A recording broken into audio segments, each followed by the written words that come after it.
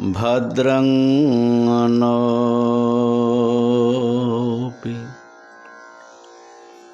वातय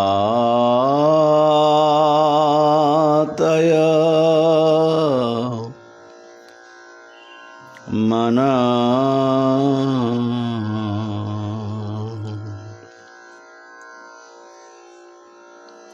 ॐ शान्तिः शान्तिः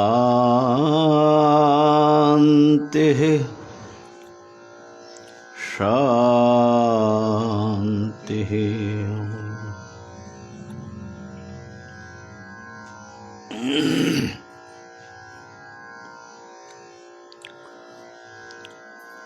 शङ्करं शङ्कराचार्यं केशवं बादरायणं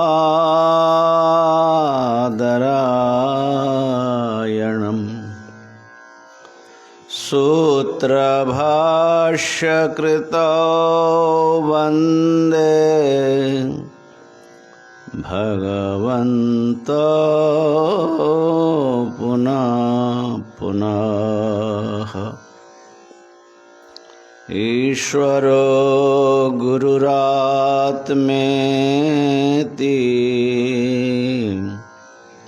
मूर्तिभेद विभागिने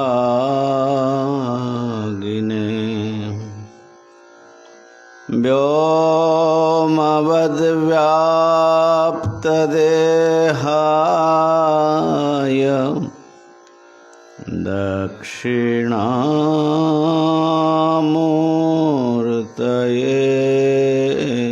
नमः। ॐ शान्तिः शान्तिः शान्तिः।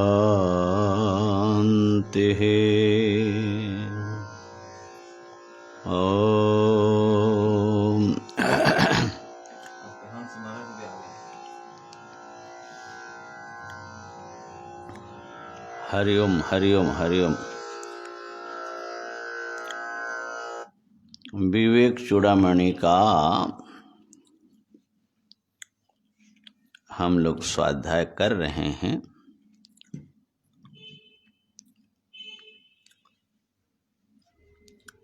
और बंधन क्या है, ये जो शिष्य ने पूछा था, उसका और क्यों होता है, कैसे होता है, उसका वर्णन गुरुजी कर रहे हैं। और बड़े ही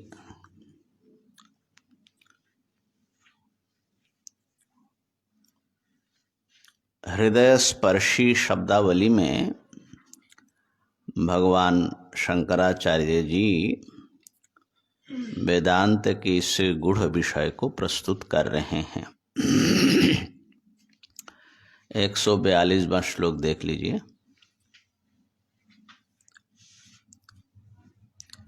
तिरोभूते स्वात्मन्नमल तिरोभूते स्वात्मन्नमलतरतेजोवति पुमान्।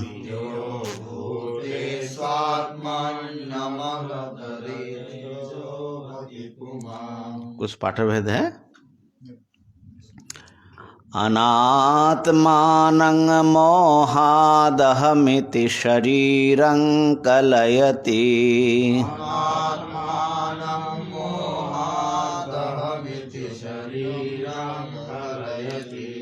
ततः कामक्रोध प्रभृतिभिरमुं बन्धनगुणैः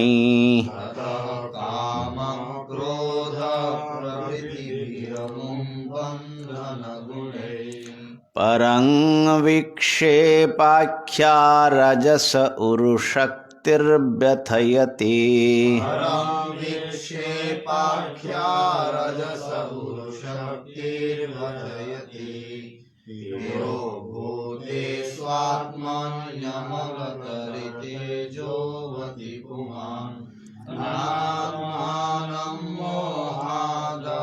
च शरीरं प्रलयति ततः कामः क्रोधः प्रभृतिभिरमुं बन्धनगुणैः परं विक्षेपाख्या रजस उरुशक्तिर्व्यथयति।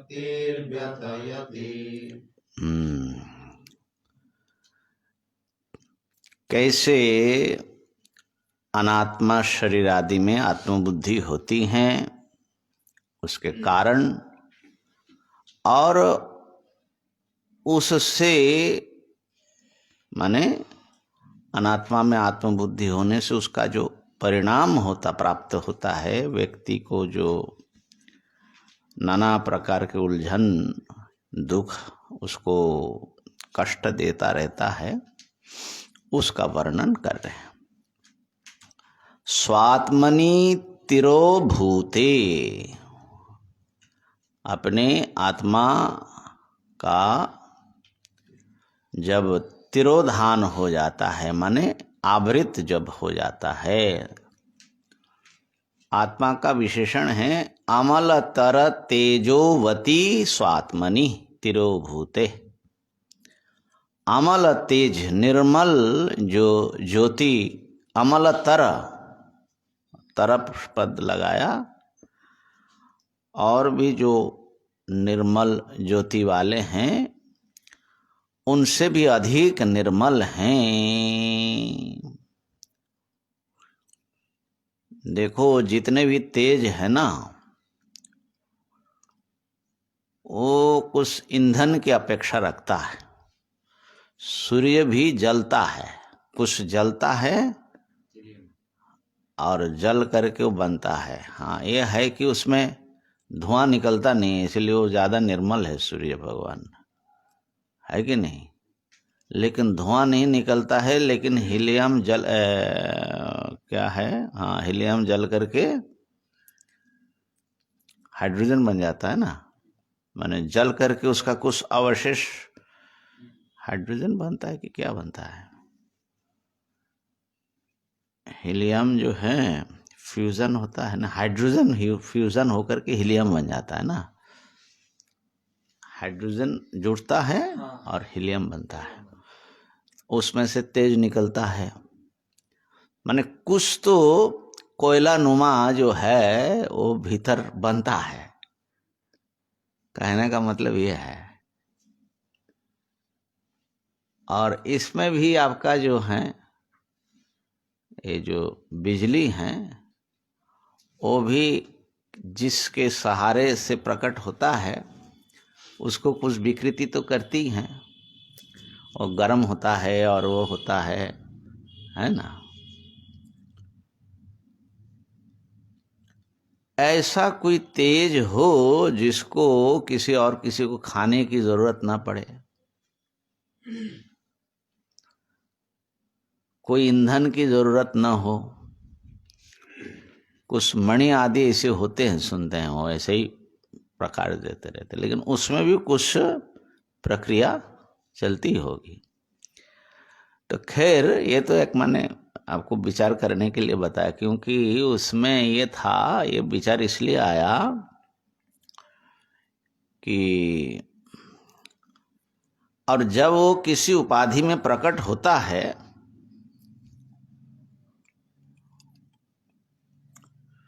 तो उस उपाधि से कुछ दूषित वो होता है।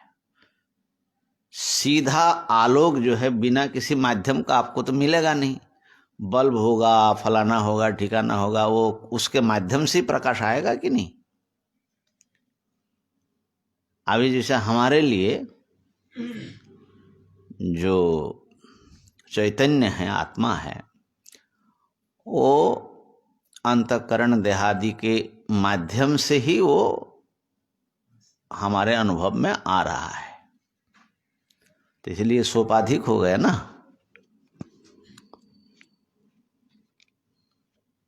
तो उपाधि के धर्म से वो कुछ दूषित सा होता है, जो अन्य तेज है। बिना अंतःकरण का भी तो उसका रहता है ना।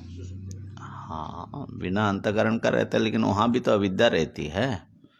उपाधि रही कि नहीं रही,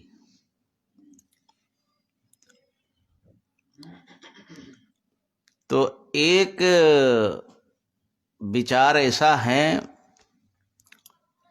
इसीलिए अशरीरम, कोई भी शरीर न हो, कोई दूसरी उपाधि न हो, विशुद्ध आत्मा,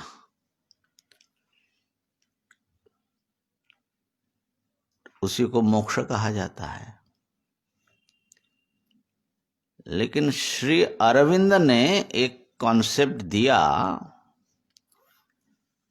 कि उपाधि भी जो है उसका भी संशोधन हो सकता है, रूपांतरण हो सकता है श्री अरविंद ने, और पूरे रूपांतरित होकर के इतना शुद्ध सात्विक हो सकता है कि वो बिल्कुल चैतन्य को विकृत किए बिना ही प्रकाश कर सकता है। तो ऐसा तो हम लोग मानते हैं, जैसे अवतार जो लेते हैं भगवान, अपने समस्त सर्वज्ञता आदि सारे ईश्वरत्व को अक्षुण्ण रखते हुए देह में व्यवहार करते हैं, है ना। तो लेकिन उपाधि का जो धर्म है वो कुछ ना कुछ असर प्रातिभाषिक रूप से ही सही दिखाता है। हम लोग तो प्रातिभाषिक मानते हैं, इसीलिए वास्तविक प्रभाव मानते नहीं हैं।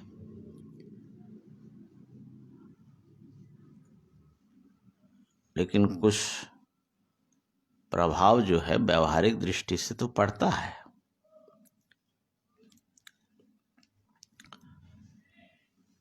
तो आत्मा जो है वो निर्मलतर माने अमलतर तेज वाला, अमलतर उनका तेज है, ज्योति है। असल में स्वप्रकाश होने से ही वो बाहर के किसी भी उपाधि से उनको लेना या उनका सहारे की जरूरत नहीं पड़ती।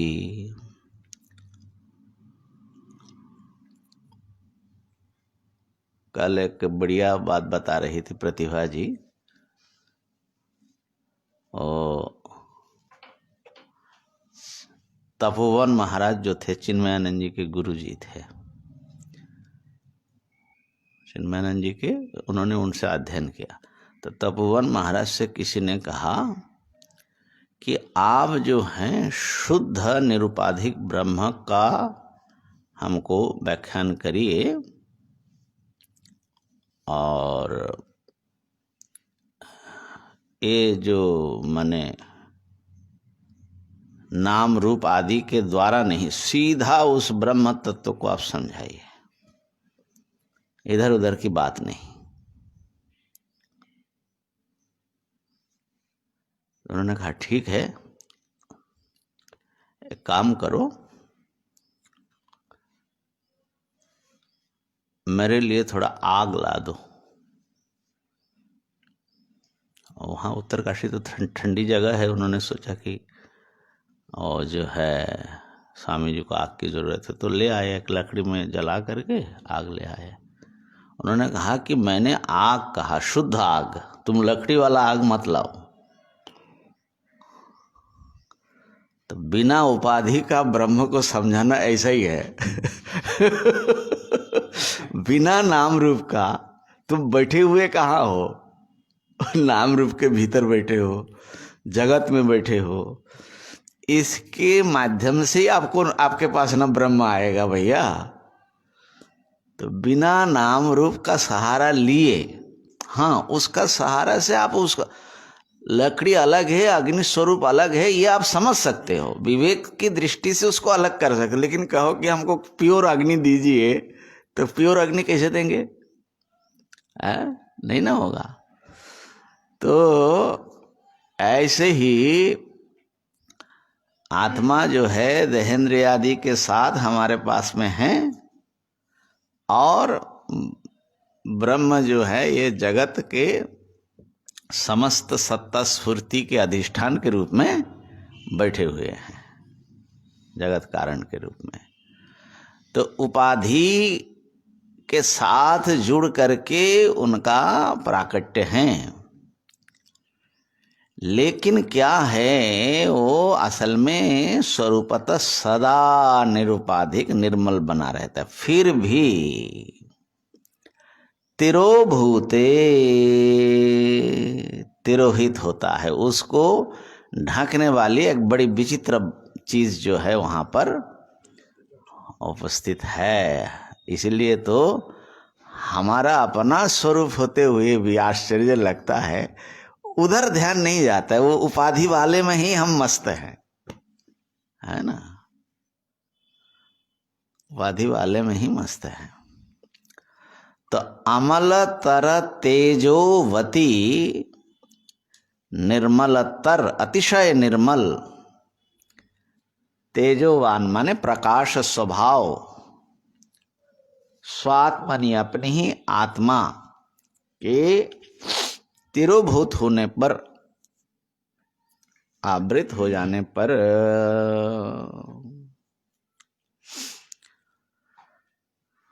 आवृत हो गया। तो आवृत होने पर पुमान, पुमान माने व्यक्ति, पुरुष, हम लोग अनात्मानं शरीरम मोहाद अहमिति कलयति। अनात्मा जो शरीर है, जो आत्मा नहीं है, उसी को वो व्यक्ति मैं करके ऐसा अभिमान करता है, ग्रहण करता है। ये ग्रहण इसलिए हो रहा है कि असली जो आत्मस्वरूप है वो आवृत है हमारे लिए, हम उसको समझ नहीं पाते हैं, पहचान नहीं पाते हैं।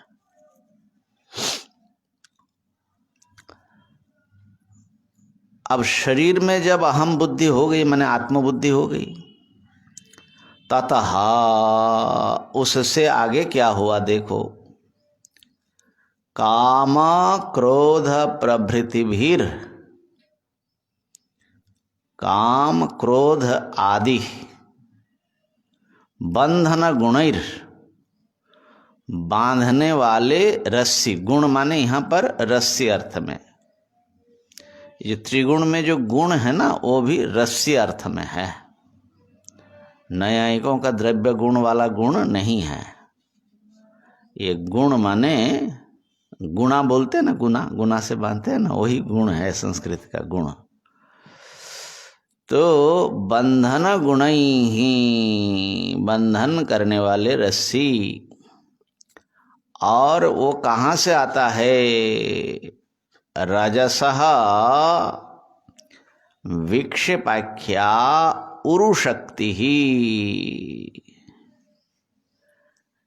ये जो रजोगुण है उसके विक्षेप नामक जो बहुत बड़ी ताकत है, माने अज्ञान के त्रिगुणात्मक है ना, तो उसमें तमोगुण ने ढक दिया, रजोगुण ने उसमें कुछ और दिखा दिया। तो उसी रजोगुण के विक्षेपात्मक जो महान शक्ति है, वो शक्ति काम क्रोध आदि बंधन रस्सियों के द्वारा अमु माने इस व्यक्ति को, जिसने शरीर को आत्मा माना, परंग व्यथयति, अत्यंत कष्ट देता है।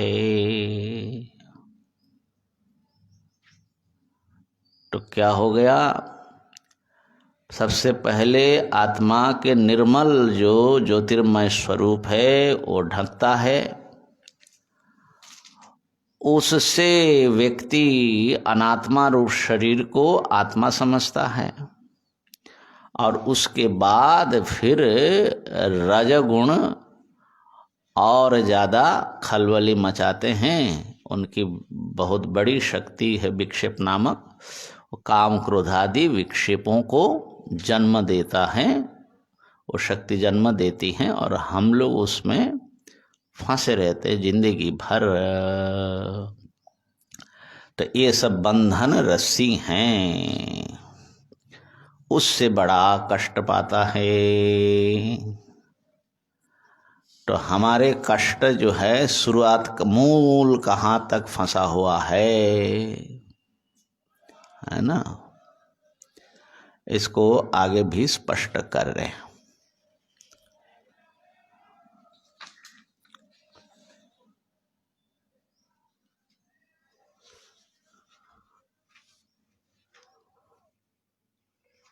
काम क्रोध आदि जो भी आपके हमारे आसुरी संपत्तियां हैं, भगवान ने जो है ना गीता जी में कहा ना, काम क्रोध लोभ, ये तो 3 मूल बताया है। अहंकार, अभिमान, दर्प, गर्व, ईर्ष्या, ये सब ऐसे ऐसे हैं, मैंने विचार करने पर पता लगता है कि इससे हम कितने कष्ट उठाते हैं। जिंदगी इसी में बीत जाती हैं और अपने आत्मा के स्वरूप का पता लगता नहीं है।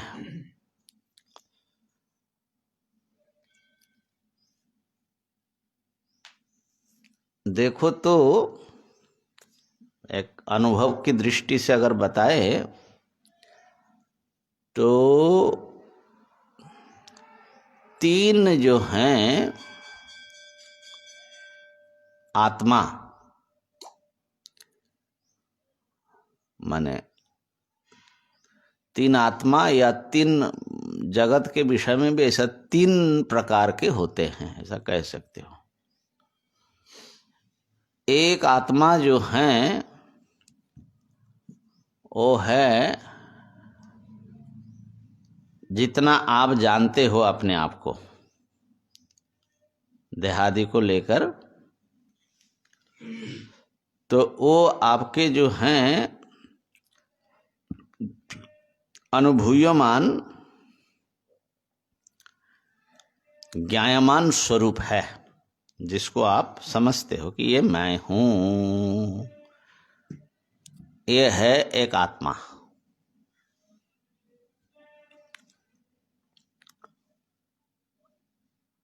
एक आत्मा जो है आप सुन रहे हो, अभी शास्त्रों के विचार सुन रहे हो, उससे आप एक कल्पना करते हो कि ऐसी है आत्मा।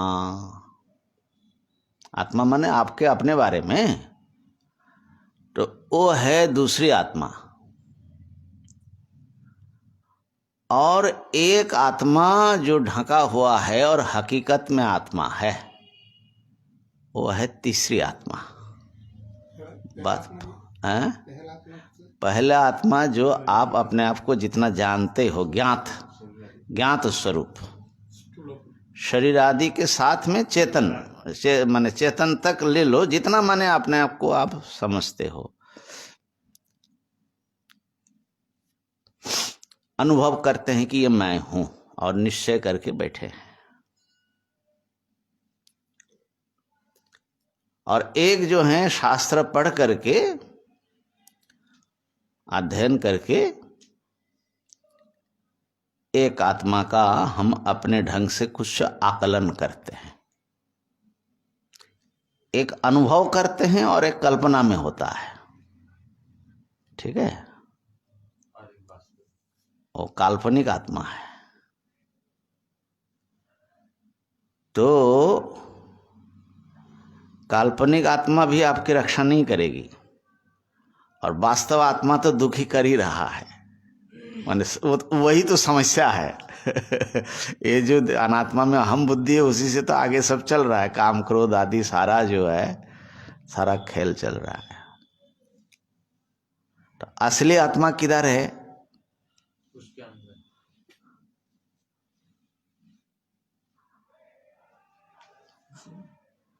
असली आत्मा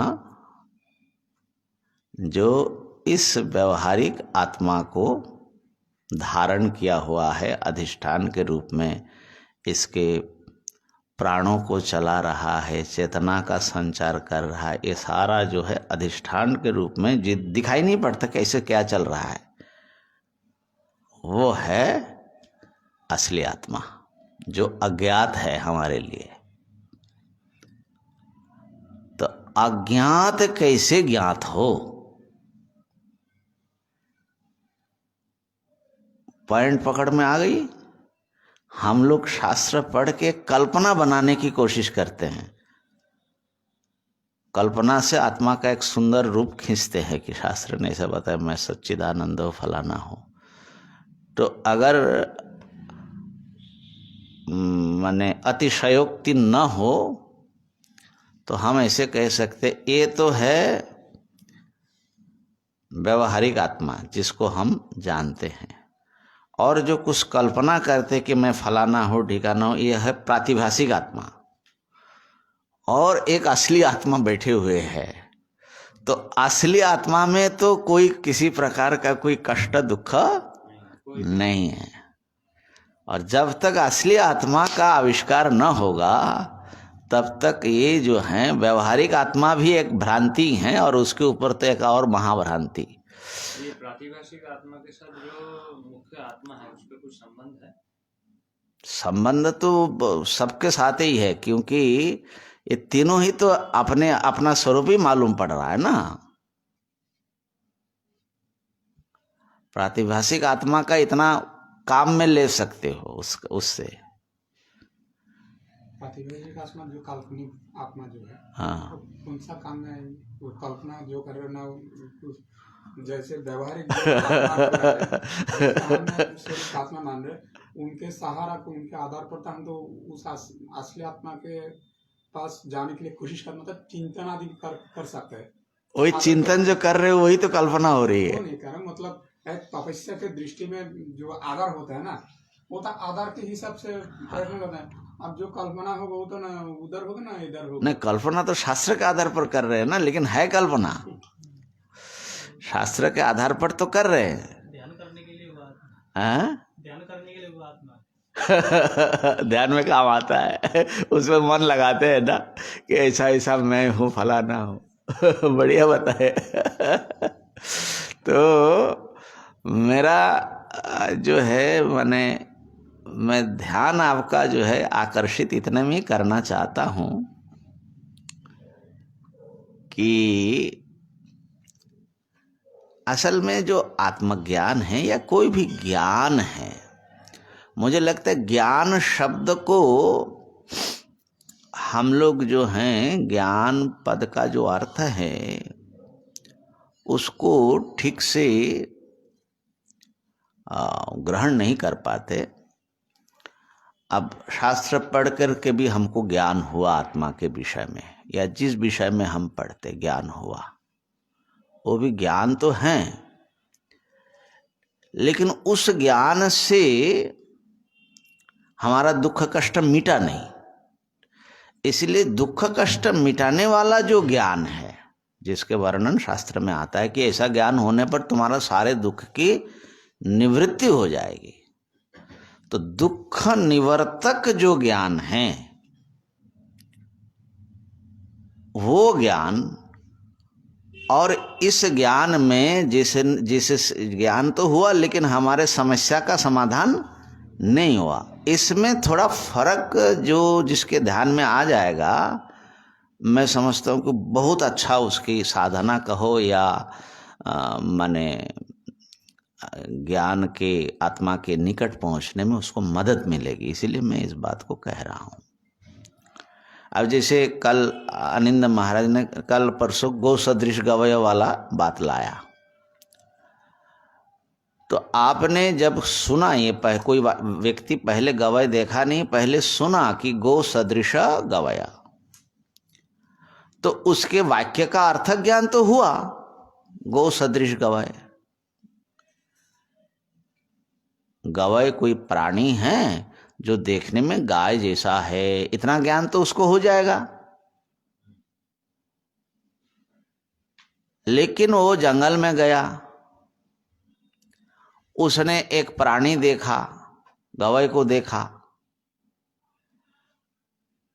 अब वो जो वाक्य सुना नहीं है उसने भी देखा, और जो वाक्य सुना है उसने भी देखा। तो जो वाक्य नहीं सुना उसको भी गवय का प्रत्यक्ष अनुभव हो रहा है। होने पर भी वो जो है ये कौन प्राणी है, क्या है, क्योंकि उसने जिंदगी में पहली बार देखा। और जिसने वो वाक्य सुना वो भी देख रहा है, लेकिन वो जो है उस वाक्य को काम में नहीं लिया।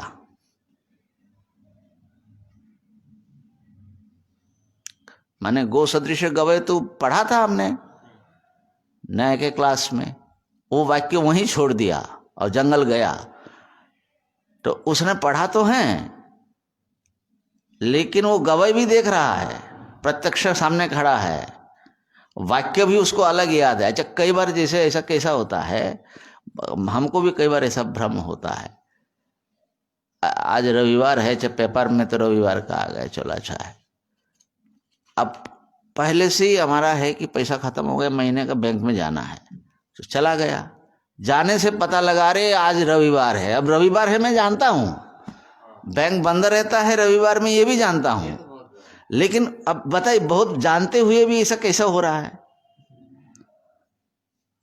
एक कैसे हुआ कि आप जानते हैं रविवार है आज और ये भी जानते हैं कि बैंक बंद रहता है, तो फिर बैंक में जा करके फिर धोखा कैसे खाते हैं?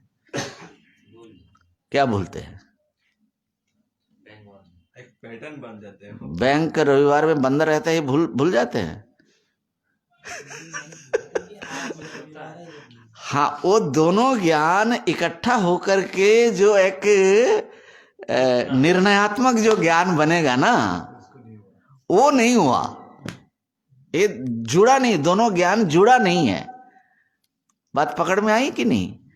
और तीसरा व्यक्ति जो है उसने जो है वो देख करके उसको वाक्य स्मरण हुआ,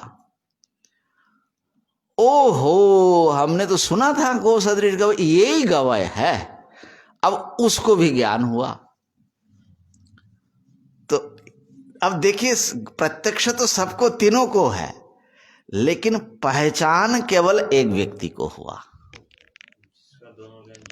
दोनों ज्ञान जुड़ा। ये जुड़ने वाली जो बात है ना, ये इसी को, इसीलिए हम ये कहते हैं कि आत्मा को जानने का मतलब यह है कि आत्मा को पहचानना। खाली आत्मा को नहीं, कोई भी शास्त्रीय पदार्थ है। अभी हम कल शायद कुछ पढ़ रहे थे, कुछ मंत्र शास्त्र का कुछ चल रहा था क्या? शास्त्र में वैसे ही है, जिसने पढ़ाई किया केवल कल्पना में रह गया। हाँ, उनका और जो समाधि लगा रहे हैं वो प्रत्यक्ष हैं उसके पास में भी, लेकिन वो शास्त्र सुना नहीं। वो जैसे गवाह खड़ा है सामने देख रहा है, लेकिन क्या है उसको नहीं पहचान पाएगा। समझे ना? तो ये दोनों चीज जुड़ जाना। तो कल कुछ पढ़ रहा था, तो मंत्र का क्या पढ़ रहा था, आप उधर ज्यादा मत देखिए, आप जितना है उसमें देखिए। पुस्तक बहुत है, और ज्यादा जितना फैल जाओगे उतना ही फोकस्ड कम हो जाएगा। अभी फोकस्ड रहना तुम्हारे लिए जरूरी है। वो हमारे उम्र में जब दाढ़ी वाड़ी पक जाएगा तब वो ये सब देखने का, मंत्र शास्त्र। तो फिर वो पकड़ते, वो चलते चलते, अरे ये बात जो है इसकी बात हो रही है, ऐसा करके हमको पहचान में आया। माने अपने भीतरी किसी तत्व को, वो मंत्र शास्त्र की शब्दावली बड़ी विचित्र होती है, तो वो ये बात कहना चाहता है। अब पहचान में आने से हमको बड़ा संतोष हुआ, बड़ा आनंद हुआ। अब जबकि मैं जानता हूं बहुत दिनों से उस चीज को, मैं पढ़ाता भी हूं, तो दोनों में फर्क है। देखिए, इसीलिए मैं कह रहा हूं कि वो जो शास्त्र पढ़ना भी व्यर्थ नहीं है, शास्त्र पढ़ना बहुत जरूरी है, लेकिन शास्त्र पढ़ के खाली कल्पना में रख दिया तो वो चीज नहीं होगा। उसको जब आप पहचान लेंगे ऐसा करके अपने भीतर, ये नहीं तो क्या होता है, शास्त्र ने बोल दिया और श्रद्धा से मान लिया और उसी को हम पकड़ करके रख रहे, लेकिन वो कल्पना में पकड़ा हुआ है। खास करके वेदांत शास्त्र पहचान पर ही डिपेंड करता है। पहचान लोगे तो दुख की निवृत्ति होगी। तो इसलिए मैं कह रहा हूं कि एक आत्मा तो ढक गई है और ढक करके दूसरी आत्मा खड़ी हो गई उसके ऊपर, और ऊपर से कल्पना में तीसरी आत्मा आ रही है। तो ये तीनों आत्मा को कैसे संभालोगे देख लो, आपके साथ में 3 आत्मा जुड़े हुए हैं, ठीक है। तो है समस्या, लेकिन समस्या को सुलझाना पड़ेगा ना बाबा, समस्या तो है।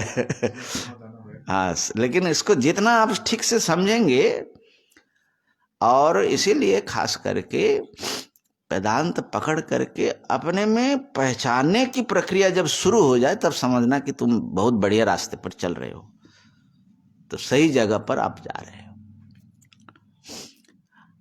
कई बार जो हम देखते हैं कि जैसे हमने एक प्रश्न पूछा किसी से, एक बार हम लोग बनारस का जो वो किया था ना, तो उसमें हम कुछ प्रश्न उठा रहे थे कि भाई ब्रह्म सत है, चित है, आनंद है, तो सारे जगत में सत्य तो व्याप्त है, लेकिन सर्वत्र चैतन्य व्याप्त है, ये तो समझ में नहीं आता।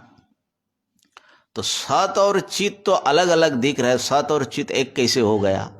सत तो अनुभव में आता है, चित नहीं आता। अब कोई कुछ बोल ही नहीं रहा है, सब वेदांत के विचार करने वाले हमारे महात्मा ही लोग थे।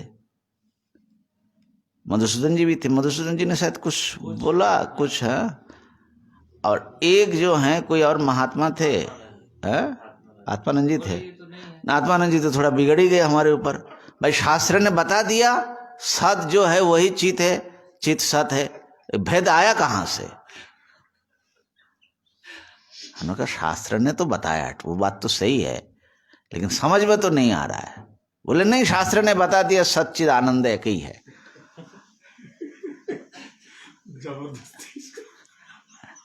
तो नहीं, बात कहाँ है? शास्त्र ने बताया, जो आपने सुना समझा वो है श्रवण, लेकिन शास्त्र ने बताया उसको जब आप युक्ति से, अपने स्वतंत्र विचार और अनुभव से जब उसको पुष्ट करते हो, तब उसका नाम मनन होता है। तो हम लोग श्रवण में अटके रह जाते हैं, मनन करते ही नहीं है कि श्रवण करके फिर कल्पना बना लिया मैं सच्चिदानंद ब्रह्म हूं, तो वो प्रातिभाषिक आत्मा में चले गए।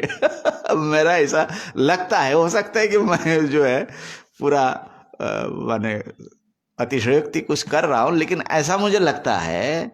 शास्त्र पढ़ के हम लोग जो है ना, शास्त्र पढ़े समझे भी, जैसे जिसने सुना गौ सदृश गवय, वो भी समझा, वो एक अलग समझ, और उसको समझ को उस गवय में घटाना जो है, पहचानना, प्रयोग करना, वो एक अलग चीज है। तो इसीलिए श्रवण के साथ साथ मनन होना, और मनन का मतलब है कि वो जो शास्त्र ने बताया उसको असली जो आत्मा है उसको ढूंढने में लगाना, जो छुपा हुआ है पारमार्थिक आत्मा, वो आवश्यक है।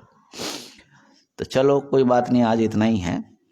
अब ब्रह्मसूत्र का थोड़ा ज्यादा होना चाहिए ना, वो बहुत समय ले लेता है। ओम पूर्णमदः पूर्णमिदं पूर्णात् पूर्णमुदच्यते पूर्णस्य पूर्णमादाय पूर्णमेवावशिष्यते।